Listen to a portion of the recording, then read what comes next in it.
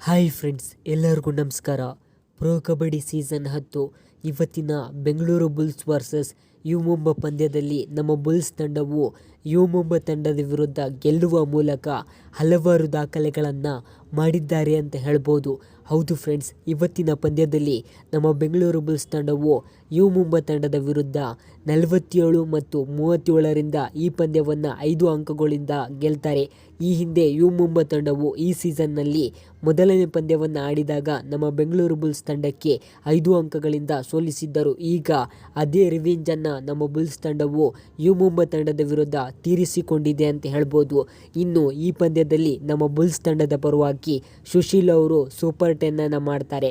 ಹಾಗೆಯೇ ಅಕ್ಷಿತ್ ಅವರು ರೈಡರ್ ಆಗಿ 7 ಪಾಯಿಂಟ್ಸನ್ನು ಪಡೆಯುತ್ತಾರೆ ಮತ್ತು ಡಿಫೆಂಡರ್ ಆದಂತಹ ರಣ್ ಸಿಂಗ್ ಅವರು ಹೈ-ಫೈಯನ್ನು ಪಡ್ಕೊಳ್ತಾರೆ. ಹಾಗೆಯೇ ಸುರ್ಜಿತ್ ಸಿಂಗ್ ಅವರು PKL ಇತಿಹಾಸದಲ್ಲೇ ಬರೋಬ್ಬರಿಯಾಗಿ 400 ಟ್ಯಾಕಲ್ ಪಾಯಿಂಟ್ಸ್ಗಳನ್ನು ಪಡೆಯುವ ಮೂಲಕ ಸುರ್ಜಿತ್ ಸಿಂಗ್ ಅವರು PKLನಲ್ಲಿ ಹೊಸ ದಾಖಲೆಯನ್ನು ಬರೆದಿದ್ದಾರೆ ಅಂತ ಹೇಳ್ಬೋದು. ಈ ಹಿಂದೆ ಸುಲ್ತಾನ್ ಫಜಲ್ ಅಟ್ರಚಲಿ ಅವರು 400 ಟ್ಯಾಕಲ್ ಪಾಯಿಂಟನ್ನು ಪಡೆದುಕೊಂಡಿದ್ದರು.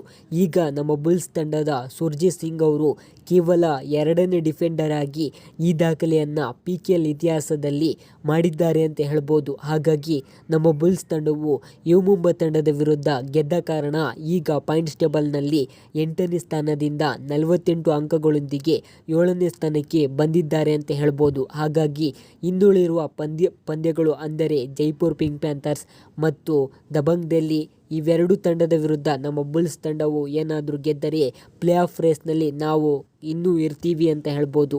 ಹಾಗಾದರೆ ನಿಮ್ಮ ಪ್ರಕಾರ ನಮ್ಮ ಬೆಂಗಳೂರು ಬುಲ್ಸ್ ತಂಡವು ಪ್ಲೇ ಆಫ್ಗೆ ಎಂಟ್ರಿ ಕೊಡ್ತಾರೋ ಇಲ್ವೋ ಅಂತ ಕಮೆಂಟ್ ಮಾಡಿ ತಿಳಿಸಿ.